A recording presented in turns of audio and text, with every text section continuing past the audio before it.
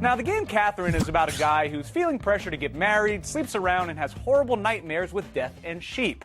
Obviously, the working title was The Blair Herter Story, but they couldn't clear the rights to my life. I'm expensive. Adam has got a hands-on look.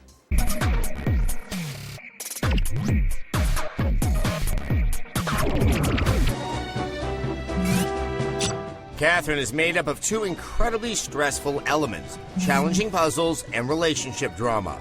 When a strange woman enters your life in your bedroom, you've got to decide who you really love, Catherine with a C or Catherine with a K.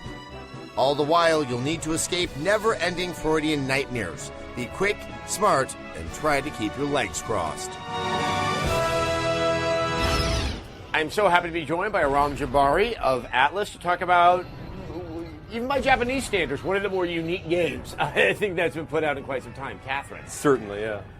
What is the game all about? Now, that's a much tougher question than it usually should be. Catherine is an exploration of the psychology and the horror sometimes of love, commitment, fidelity, and it tackles a character, Vincent. He's 32 years old. He's at a point in his life where he doesn't want to change anything up. He doesn't want complication. He's got a girlfriend he's had for 5 years, Catherine spelled with a K. She's a little type A. She's looking for commitment from him, and he doesn't want to do that. So he's out with his friends, night of drinks, gets a little tipsy, and he meets this girl.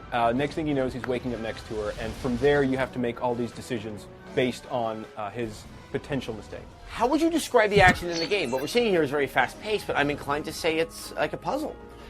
We were calling it an action-adventure puzzle game. Okay. There are sequences that are very adventure-driven. You're in the stray sheep bar, you're interacting with NPCs. There's a lot of things that you can do that affect your karma in the game that actually you can get one of multiple endings.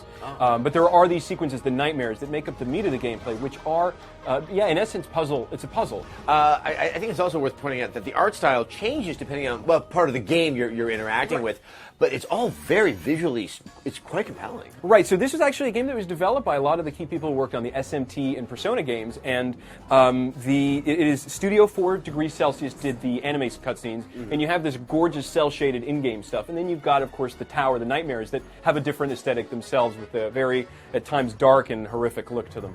Well, this only further piques my interest in this game. It's definitely something quite unique. July 26th is the release. Right. 360 and PS3. And PS3. Thank you so much for your time. Thank you very much. All right, with that, let's go back over to Morgan.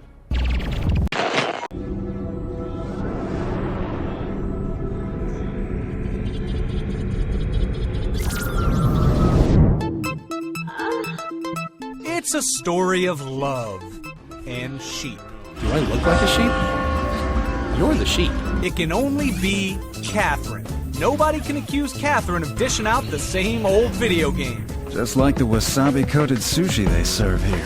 You know what I'm saying, bro? You suck at metaphors. There's no platforming survival horror relationship morality play like this anywhere else, except for the Jersey Shore.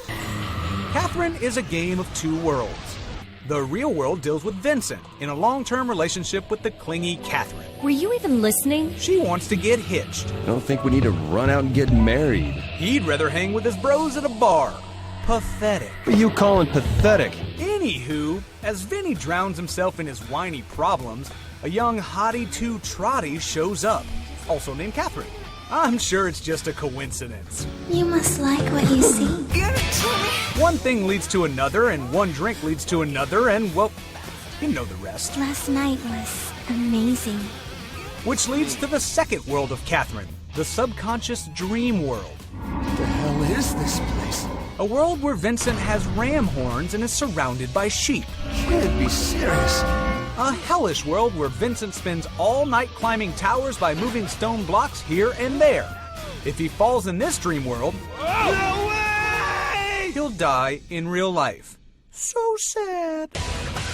These nighttime levels are difficult, extremely difficult, and each new level adds different block types, each with bizarre, frightening bosses. And it all parallels what's going on in his real life. I had really bad diarrhea. On top of that, there have been a slew of mystery murders of men going on in town. We have more on the recent string of unexplained deaths that seem to be exclusively involving young men. It's all connected. I pissed the bed for the first time since grade school. There's more. That's what she said. Like the morality tests Vincent takes, How he answers will dictate how the game ends. The game isn't perfect. On occasion, the controls don't work the way they should. Some puzzles later in the game are easier than puzzles earlier in the game. Catherine is unlike any gaming experience we've ever seen before. Until we meet again. A 4 out of 5.